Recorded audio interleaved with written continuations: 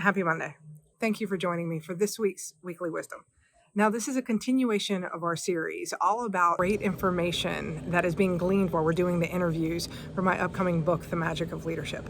Now, this week is based on the interview with Brigham Young University professor Rebekka Matheson. And while I was talking to Dr. Matheson, we were really talking about the brain and emotional intelligence and how our brain, we think it works one way, but it actually works a different way. And I asked her a question.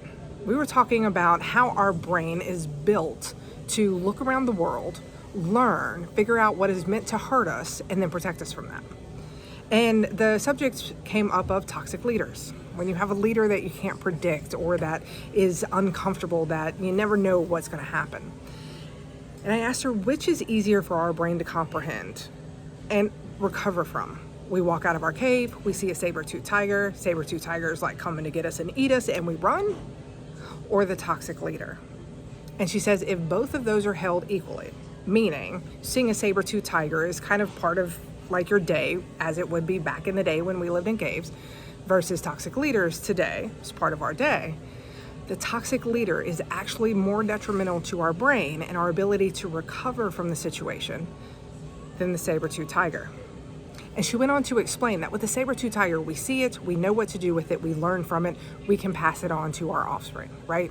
Saber-toothed tiger is bad, you see one, you run, you hide, you stab it, you do whatever you do. Whereas a toxic leader, no matter how much our brain spins those wheels trying to understand what's happening, it won't actually learn how to deal with the toxic leader. Because every toxic leader will be different. Most situations with the same toxic leader will be different. How do you adapt to those? How do you flex to those?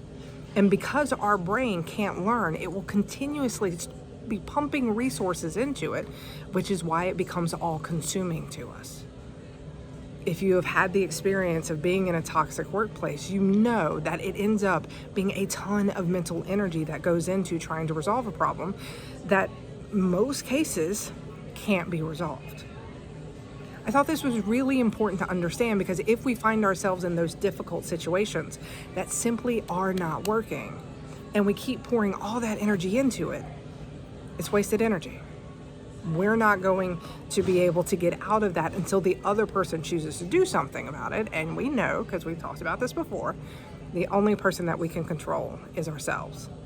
So we can't spend all of our time expecting the other person to change. It's also why it's important as leaders, we do the work on us. We manage ourselves first so that we're not the toxic leader for somebody else. All right, that's it for this week. I will be back next week with another tidbit. And with that, have an absolutely amazing week. As always, you got this. I can't wait to see you next week.